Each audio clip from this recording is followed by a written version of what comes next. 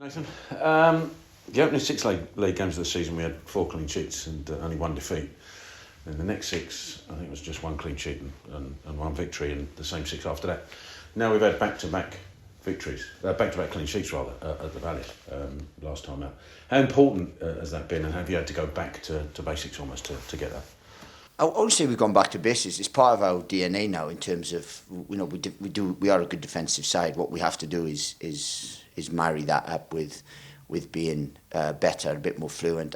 I've watched the game back the other day, and we've played some really good football. We've been really brave on a tricky pitch. We've controlled the game, but just lacked a little bit of quality in the final third. We have had some real clear-cut chances, but didn't take them. So it's just about doing that. But the foundation of wins and everything can be a clean sheet. So we don't just go out and be defensive, because we're not. We know we're a very good, aggressive, front-footed pressing team as well. So it's just about marrying both sides of the game, and that's at the minute what we're not doing well enough. And is that causing the most frustration? I mean, I think we're one of the better sides in terms of goals conceded, but we're also not one of the best sides in terms of goals scored. So trying to convert those chances that we're creating is the big thing, obviously. Yeah, absolutely. And we have created chances. It's not like we're not creating chances. It's not like we're racking our heads and thinking, well, we're not doing this. We are creating chances, and we can be a potent side. And you haven't got to score 4 to win the game. If you're keeping the clean sheet, you just need to score 1. And we're creating significantly enough chances to do that. So it's just about everything marrying up. And then, look, we'll become the team that we believe that we believe we are. Recently, we've had Lloyd, Daniel, and now Will back in the side. It seems that we're sort of turning a corner, potentially. I don't touch wood here with the injuries. But Christmas period coming up is 5 games in 2 weeks, I think, over the period. Do you have to be careful about bringing players back now, especially because of the load? We bring people back when they're ready. There's processes in place. That's what I'm saying. There's a lot of good processes behind the club now, where we only bring people back when they're ready. So we understand that there's 5. Someone will come back, won't play 90 minutes in 2 weeks, but the squad is strong enough to handle that. But we'll only bring people back when they're ready anyway, regardless if it's Christmas period, regardless if it's a game every 10 days, whatever that is. We'll only bring him back when it's safe to do so anyway. The one player that obviously we know was long term is Kane Ramsey. How is he? How is he on schedule, and how is he in himself as well, being it's a long term injury?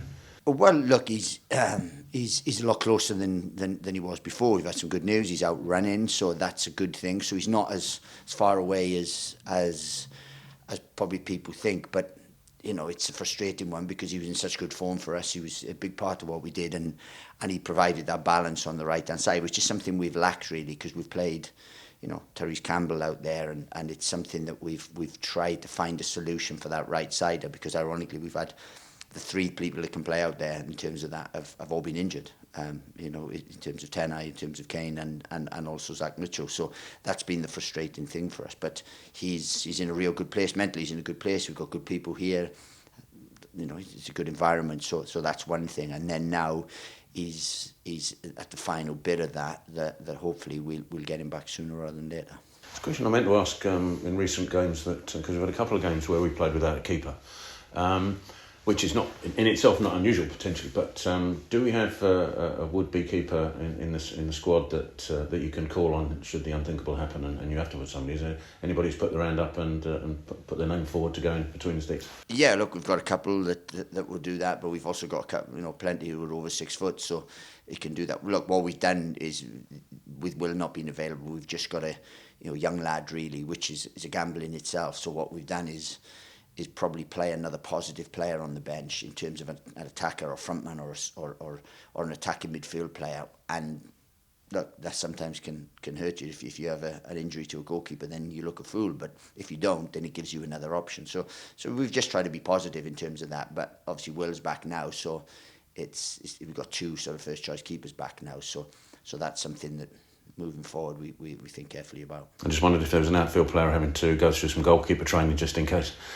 Well, we used to have Henry Lansbury at a previous club, where he loved it. He really fancied himself as being a goalkeeper, and obviously how good he was in possession and stuff. But we haven't quite got someone like that. But as you said, it's something we won't do every week. But in recent weeks we felt it was a calculated gamble and something that we felt we could do.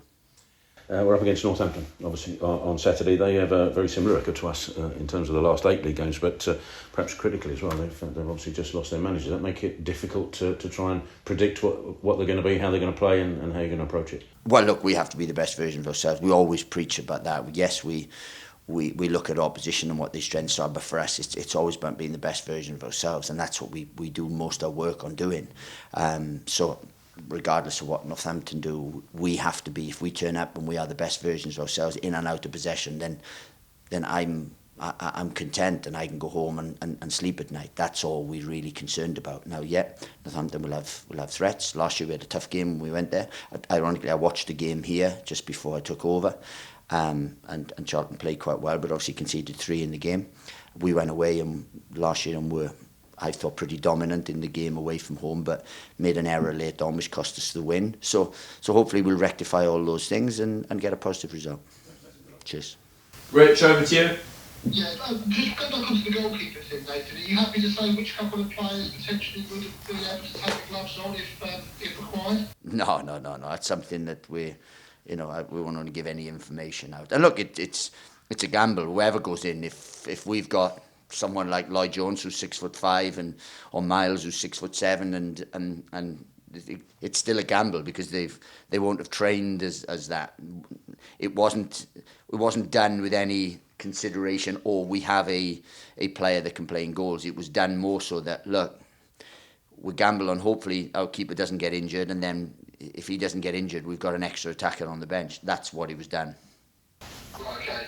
I want to talk again about Chooks. You obviously mentioned it last weekend about him being close. I'm assuming he's even closer at this stage, unless there's been any kind of setback there. Well, there's been no setbacks. So, as I said, he's someone we've got to be really, really careful with constantly, because we know his injury record and we know what we have to do. We got to a really, really good place with him by getting impact pretty much every game. Then he got injured. He had a reoccurrence of that. So that's been really, really frustrating. So hopefully over the Christmas period we'll have him back and he can become that impact for us again.